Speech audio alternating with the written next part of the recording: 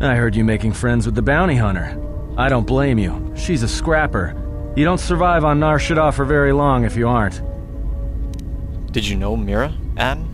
I've known people like her, maybe without the rocket launchers, but sort of the same. Maybe without the plunging neckline and the boots. I wouldn't let anything she says bother you. It's a wonder you cracked her attitude at all. She's cold as the ship's hull. Alright, what did you want to know?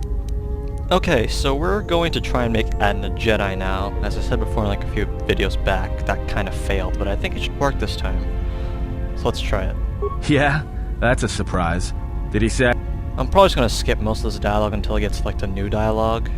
So I'll just cut off here and I'll start recording when it gets to that. So, be back in a flash. Alrighty guys, I'm back, so let's get on to the new dialogue. But why did you leave the Sith? Well, there was a woman, a Jedi. She gave her life for mine. It sounds exactly like Visas, but okay. Who? I never knew her name. She sought me out. She said she had come to save me. She was lying, of course, or I think she was. It doesn't matter. She told enough truth to get my attention. Like what? She said that Revan was doing something terrible to Jedi within the unknown regions. That when we captured Jedi, they were sent to a place designed to break them. And that anyone in his service who showed any ability with the Force was sent there too, to turn them, to break them into dark Jedi, or assassins trained to kill Jedi. She said that's what would happen to me, that I had the Force inside me. That's why I was so good at killing Jedi, and that when the Sith learned of it, there would be no escape, no turning back.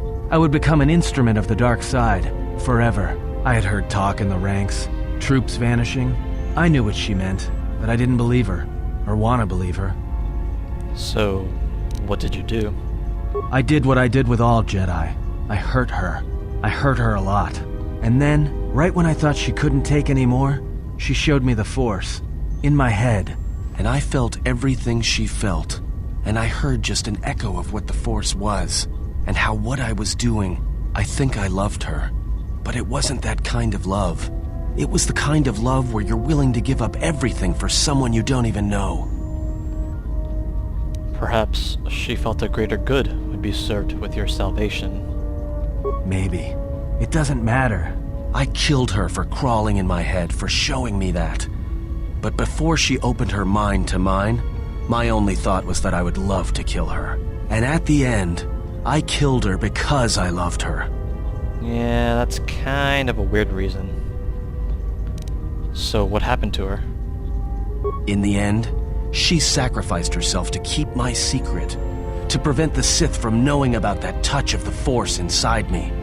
She wasted her life to save me. Me. And I felt her die when she opened her mind. I've killed Jedi, like I said, but I was never there to feel it, to be on the receiving end. And after that, I couldn't stop feeling things. Before, guilt, lust, impatience. It had been orchestrated to get close. Now it all just kept tumbling out, and I couldn't keep doing what I was doing. So I left. I fled with the displaced war veterans to Nar Shaddaa, and I lost myself there, until the war came to an end. I wanted no more of Jedi, or Dark Jedi, or the Force. I just wanted to be left alone. And then, I met you on Paragus. And I thought maybe she had saved me so that I could help you. And if I can't, then I have to try. Then I welcome your help. I didn't want to tell you any of this, but I had to. Because if something happens, I can't let you think I was doing it for something other than the past. Then let us stand together against the Sith. Once, a Jedi showed me the Force. I heard it. I felt it. At the time, there was too much pain to confront it. Because if I did, it meant I would be changed into something else. Now, I'm not afraid of it anymore. And I think that by learning how to use it, I can help protect you. Or at least buy you some time when disaster comes screaming in. I want to learn how to use the Force. I want to learn how to use the Force to help you. Then I will train you, Atton. What must I do? Is there some ritual, or... Just close your eyes and open your mind.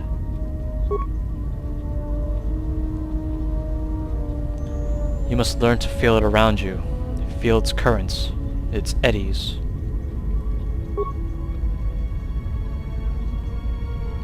Listen to the echo of your thoughts, your heart, separated from war, separated from hate.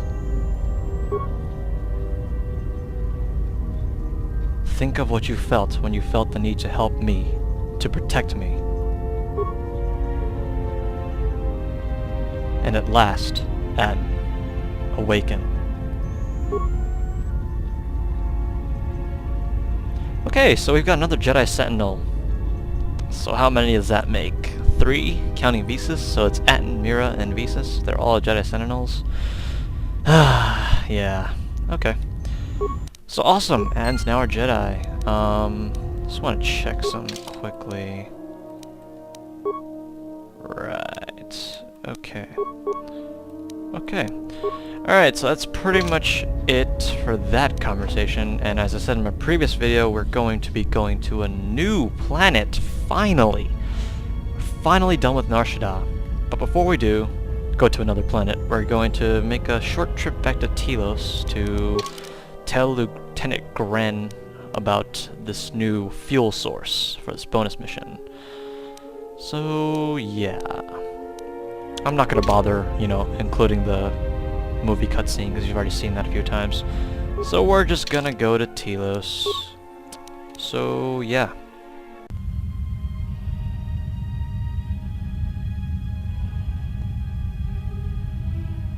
Has there been any sign of the ship? No, mistress, nor any word of our sister. We do not know where they travel now. The freighter. It is important. And I thought the droid was as well, but I was wrong. Mistress, we still do not know the significance of the ship or the droid. We downloaded all you asked, but we are still no closer to the answers you seek. Then perhaps we'll need to have faith that your sister will change her mind, remember her oath, and return to us with the answers we seek. I hope so, mistress. But there has been no word of her since she departed with the other 4 on the freighter. 4? Yes, mistress. The Iridonian, the Ichani-trained pilot, the exile, and the old woman. Old woman? Yes, mistress. I do not recall seeing her. Mistress, she was secured for much of the time the exile was here.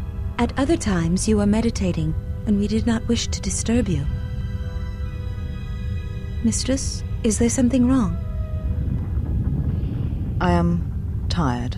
I sometimes feel as if things are collapsing all around us. It is just at the edge of perceptions, waiting. I fear things will collapse before our enemies reveal themselves. Yes, mistress. I will meditate upon this. Perhaps it will clear my mind.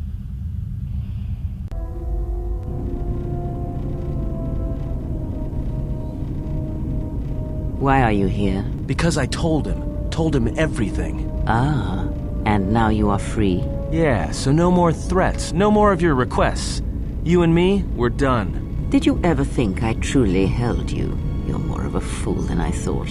What truly held you was you, and let me show you why. I once held the galaxy by the throat, as you once held her by the throat and let her die slowly. And your emotion at that point is what you fear. I wielded power like you cannot imagine. Everything I saw was awash with possibilities, spreading outwards, touching everything else. I saw all of that, all that the Force is. And only when it was ripped from me did I truly see it. And I know what lies buried within you, that you hide with your desperate thoughts, your guilt, your lusts. I can unlock that part of you anytime I wish. It is a simple thing, the human mind. Once it feels something strongly, it becomes etched in the memory, the subconscious. Shall I show you?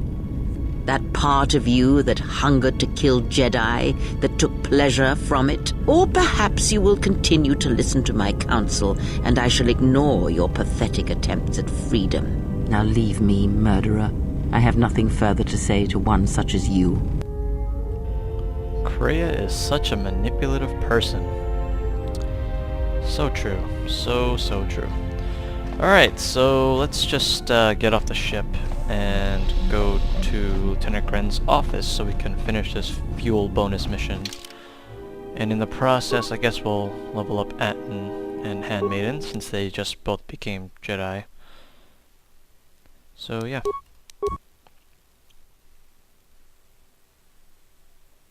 Hopefully we don't encounter any more HK droids on here, because we kind of did that once already. So let's go ahead and level everyone up. You guys probably don't want to see this, but I don't feel like cutting it out, because I feel like it's somewhat important to know. We'll give Handmaiden the Master Critical Strike, and then after, if she gets more feats, we'll work on the lightsaber feats. She gets 2 force powers, so we'll just give her heal. And now it's Atton's turn to level up, and he's also just good with dexterity. And since he's now Jedi Sentinel, he has pretty much everything as a class skill except for repair. So yeah. But still, regardless, we're just gonna focus on like the main ones. More feats. We'll give him the precise shot feats, I guess. Yeah. Another 2 force powers. He doesn't even have that many force points, so it's kind of pointless. But we have to give him force powers during level up, so yay for that.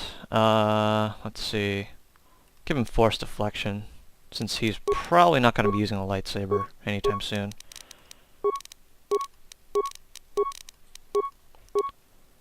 Let's see, more feats. We'll give him precise shot just all the way, as long as he can get them. Master heal, and that ends his level up spree. So, alright, let's go to Lieutenant Gren's place quickly.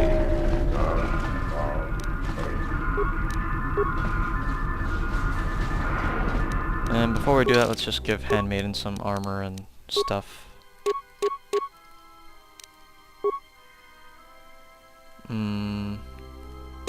I don't have any double-bladed lightsabers, unfortunately. Oh well. She's probably better as a melee fighter anyways right now. Okay, let's keep moving.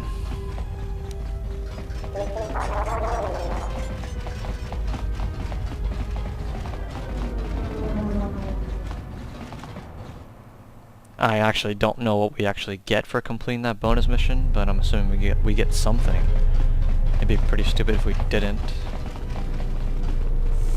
So let's go talk to him. So you've returned. I found a solution to Citadel Station's fuel problem. Really? That's great news. The situation here hasn't improved at all. What did you discover? It's no surprise that your situation hasn't improved, considering you stand there all day. Voga the Hutt is looking for markets for his fuel. Voga the Hutt? That's preposterous. What makes you think we'd be willing to do that? Voga has a lot of fuel from Slaheron, and he needs to sell it.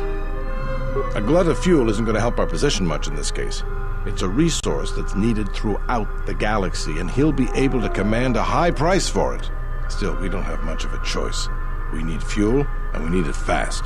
I'll bring this up with the Telosian Council and urge them to broker a deal with Voga. Now, I believe I gave you my word that there would be a reward for information leading to the establishment of a fuel source for the station. Never believed for a moment that you'd actually be collecting it. But I'm a man of my word. So here you are. Now I've got to send this information to the Council right away. So we just got credits. What a surprise. Okay, so our business here on Telos is officially done. For now. So let's get to that next planet that we were talking about before. I believe it's a planet that most Star Wars fans are pretty familiar a bit with. Is it just me, or does that Makatai Apprentice Road look really different from when I last saw? I think it might be because of a mod that I installed. But oh well. So let's just get back on the Ebon Hawk. There might be some new dialogue, I do not know. But who cares? Main goal right now is to get to the next planet. So on to the Ebon Hawk we go.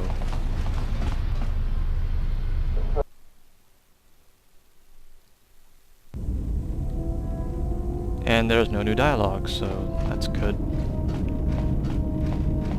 Yes, General. Nothing new there. Alright, so let's just head to the cockpit to select our next planet. Just need to check something. Yeah, okay. That needs work.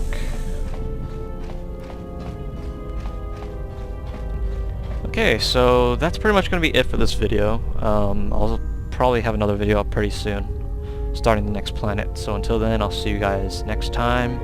Remember to push that like button, comment on this video, and subscribe, please. Thanks. See you guys later.